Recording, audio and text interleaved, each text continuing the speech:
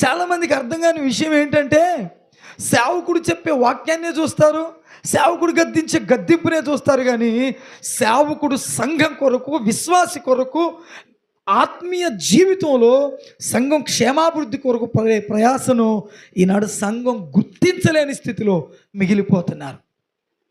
అయ్యగారు గద్దించి వాక్యం చెప్పాడు, అయ్యగారు నాకే చెప్పాడు అని బాధపడతారే తప్ప, సేవకుడు నన్ను గద్దించాడు, నా హృదయాన్ని హెచ్చరించాడని సరి చేసుకునే విశ్వాసులు ఈనాడు కరువైపోయారు. సేవకులు ఎలాంటి వాళ్ళు?